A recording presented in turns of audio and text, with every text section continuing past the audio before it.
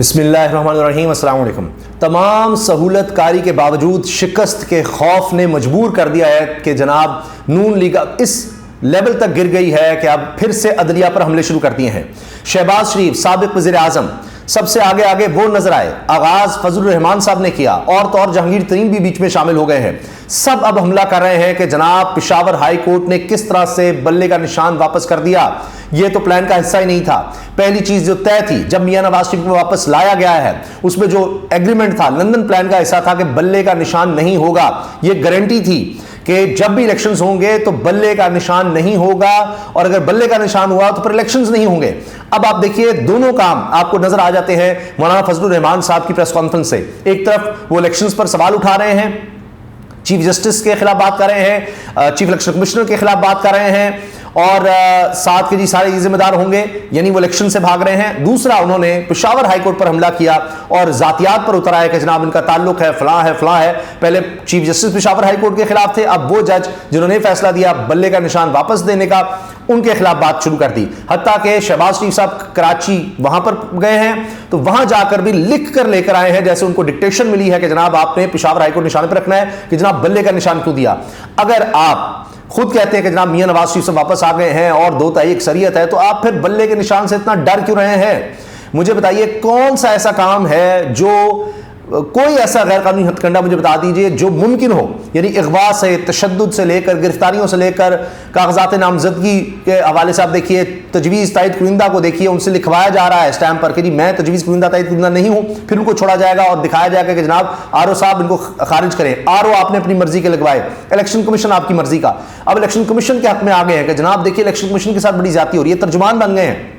तो ये जनाब हो रहा है अब, और इसी तरह जहांगीर तरीन भी आ गए जी। ये क्या, ये पेशावर हाईकोर्ट ने क्या फैसला दे दिया है? इतना खौफ, इस सब के बावजूद हर तरह से तरीके इंसाफ को घेरा गया, लेकिन अब ये हाल हो गया है कि अब ये पेशावर हाईकोर्ट के खिलाफ भी हो गए और सुप्रीम कोर्ट के खिलाफ भी। अच्छा, अब जनाब जस्टिस काजी फाइसा साहब ने 2 काम किए हैं। एक तो बेंच बना दिया है जो कि अब सुनेगा इलेक्शन कमीशन की दरखास्त को पेशावर हाईकोर्ट के खिलाफ के आरओ की तब्दीली का जो फैसला दिया पेशावर हाईकोर्ट ने, उसके खिलाफ अब सुप्रीम कोर्ट में बेंच बना दिया गया है। और इस बेंच में 3 जजेस हैं जी, और इसकी सरबराही करेंगे चीफ जस्टिस काजी फाइसा साहब, और इसमें उनके साथ होंगे 2 और जजेस। एक तो जस्टिस मोहम्मद अली मजहर हैं और जस्टिस मुसरत हिलाली हैं साहिबा हैं। ये 3 सुप्रीम कोर्ट के जजेस हैं जो सुनेंगे केस। इसके साथ साथ जनाब जस्टिस काजी फाइसा ने जस्टिस अतर मनिल्ला को अपने बेंच से अलग कर दिया है। जस्टिस अतर मनिल्ला 1 जनवरी से 5 जनवरी तक जस्टिस काजी फाइसा के बेंच की बजाय बेंच नंबर 5 में जस्टिस रियाया अफरीदी साहब के साथ बैठेंगे।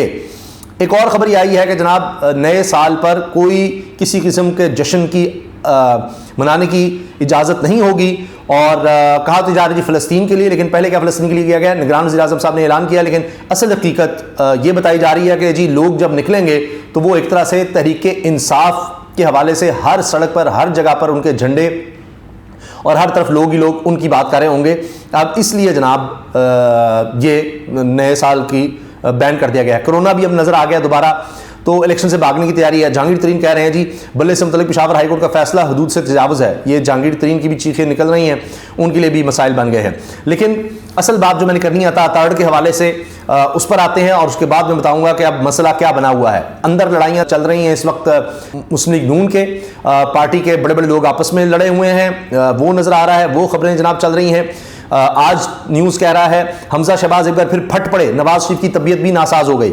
हमजा शहबाज ने पहले भी इतराज़ किया, अब भी कहा कि जी जो वफादार लोग थे उनको बिल्कुल नज़रअंदाज कर दिया गया है।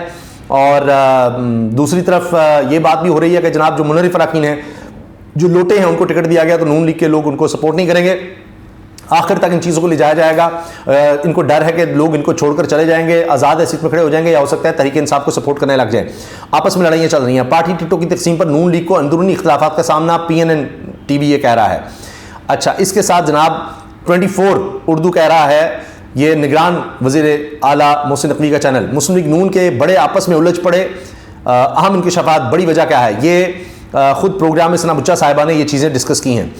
अब हुआ यह है कि अता तारड़ साहब ये वो शख्सियत हैं जो सबसे ज़्यादा गलीज़ ज़ुबान आप कहें, सबसे ज़्यादा अग्रेसिव कह लें, जारहाना अंदाज, जो इमरान खान पर ज़ाती हमले भी करने हों तो इनको इस्तेमाल किया जाता है। सबसे ज़्यादा प्रेस कॉन्फ्रेंस में आपको ये नजर आएंगे। अता तारड़ के साथ बहुत बुरा हुआ है, बहुत ही बुरा हुआ है। इन्होंने क्या कुछ नहीं किया शरीफ खानदान के लिए। अता तारड़ ने जनाब पिंकी पीरनी कहना, घड़ी चोर और सारा कुछ किया, प्रेस कॉन्फ्रेंस सबसे ज़्यादा की। अब हुआ यह है कि 7 हलकों से अता तारड़ ने कागजात नामजदगी जमा करवाए। इनको तो खैर नून लीग के लिए तो बिल्कुल कोई एक शिकायत भी नहीं है ना, जा रहे हैं और प्रोटोकॉल मिल रहा है जनाब, वहाँ पर पुलिस भी साथ है, सब, ये कोई तरीके इंसाफ वाला मामला नहीं है, वो तो जमा करवा दिया। लेकिन हुआ यह है कि टिकट नहीं मिल रही। ब्रेकिंग न्यूज़ है, अता तारड़ साहब ने जो कुछ करना था किया, मगर टिकट नून लीग की नहीं मिल रही। ये वो शख्स हैं जो पंजाब असम्बली में आइन की किताब पकड़कर गंदे इशारे करते हुए पाए गए और इसके बाद उन्होंने कहा जी मैं सियासत छोड़ दूंगा, ये करूंगा, ऐसे इन्होंने अजीबोगरीब बयान दिए, बहुत कुछ इन्होंने किया। लेकिन अब यह है कि इनको कहीं भी घास नहीं डाली जा रही। हर कोई इनको, आप ये समझे, लात मार रहा है। जिस इलाके में जाते हैं अपने ही लोग, मसलन गुजरावाला में खुर्रम दस्तगीर ने इनको कहा जी ठोकरें मारी हैं, जाओ निकलो यहां से, गुजरावाला में नहीं तुमने आना। जहां जा रहे हैं, लाहौर में आना चाहते हैं, लाहौर की लीडरशिप ठोकर मारती है कि खबरदार यहां से टिकट नहीं मिलेगी। तो जहां जा रहे हैं ठोकरें ही इनके सामने आ रही हैं। और इस हवाले से बहुत ही दिलचस्प गुफ्तगू किया अमर मतीन साहब ने, वो मैं आपके सामने रखता हूं कि हो क्या गया है अता तारड़ के साथ। अब ये क्या फ़ायदा हुआ इतना कुछ करने का, इस हद तक गिरने का। और अब इनसे जब सवाल होता है कि जनाब यहाँ तो टिकटों पर लाइए, कहते हैं जी वो खिड़की तोड़ जनाब, चूंकि शो चल रहा है नून लीग का, तो उनका यह हाल है। भाई जो नून लीग भाग रही है, आपका सदर कह रहा है जी बल्ले का निशान नहीं, तो उसके साथ बल्ले के सामने ये तो मुकाबले नहीं कर पा रहे अपन। इसके बावजूद कोई एक मुझे बता दें जो हथकंडा आजमा सकते थे या किसी जमात को तोड़ने के लिए जो कुछ हो सकता है वो सब किया गया।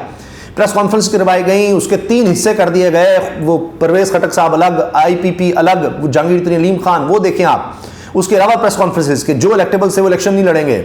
उसके अलावा जनाब वैसे ही लोग अब भी MPO आप देख लें, उनके लिए कोई रास्ता नहीं दिया जा रहा। सब कुछ करके देख लिया, फिर भी इतना खौफ है। अभी आगे स्क्रूटनी का अमल है, बताया जा रहा है कि जनाब उन लोगों को इलेक्शन नहीं लड़ने देंगे, आप बेफिक्र हो जाएं। फिर भी बल्ले का इतना खौफ है कि ये मैदान छोड़कर भाग रहे हैं। और ऊपर से इतने इख्तिलाफात अपने अंदर के जी। अता तारड़ बेचारे को अब देखें ना क्या उसके साथ हो गया है, वो क्या मुंह दिखाएंगे कि तारड़ साहब। तो ये होता है कि जब आप किसी के लिए बहुत आगे जाएं, अखलाकियात को भी भूल जाएं, तो ये होता है कि फिर आपको वो चीज़ भी नहीं मिल सकती जिसके लिए आप ये सब हरकतें कर रहे होते हैं। अब आ जाइए जनाब आमिर मतीन साहब पर। आमिर मतीन साहब क्या कह रहे हैं, सीनियर साफ़ी हैं और 92 न्यूज़ पर ये सारी बातें की हैं। कहते हैं जी अता तारड़ भुट्टो, बेनज़ीर, नवाज शरीफ, इमरान को पीछे छोड़ते हुए Guinness book of world record में नाम कमाने जा रहे हैं। 7 हलकों से कागजात नामजदगी दाखिल कराए। क्या ये एजाज़ है या तरला कि कोई आते जाते छल्ला निशानी दे दे, तेरी मेहरबानी कहकर एक सीट दे दे।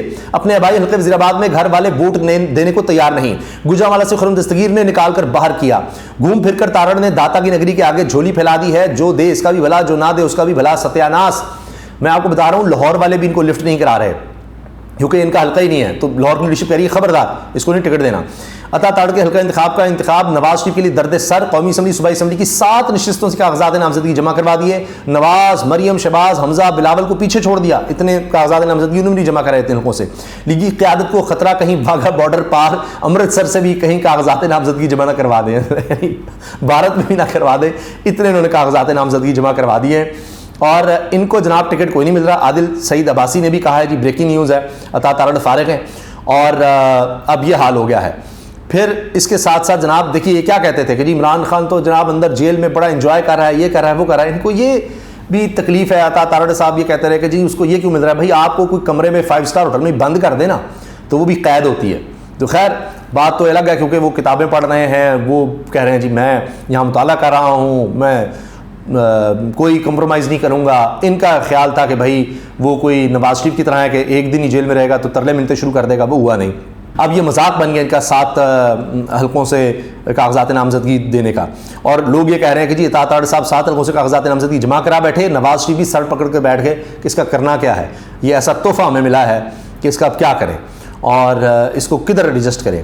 वैसे बातें बहुत करते थे लेकिन ये हाल हो गया है कि अब ये खबरें हर कोई कह रहा है, हर साफ़ी इस बात कर रहा है कि जी अता तारड़ का टिकट फाइनल ना हो सका, अता तारड़ का ये साथ ये हो गया। क्योंकि ये बड़े लाइमलाइट में थे ना, सबसे ज़्यादा आगे जितनी भी गिरफ्तारियाँ उस पर खुश होने वाले, चादर का तकद्दुस पामाल हो उस पर खुश होने वाले, और शाह से ज़्यादा शाह के वफादार होने वाले, फिर अहम मीटिंग्स में ये आगे होते थे। तो ये हाल हो गया कि अपने ही लोगों ने इनको ठोकरें मारी हैं कि भाई हमारी तरफ नहीं, हमारी तरफ नहीं। क्या इन्होंने वोट मांगने हैं, क्या इन्होंने जनाब कैंपेन करनी है। अल्लाह हाफ़िज़।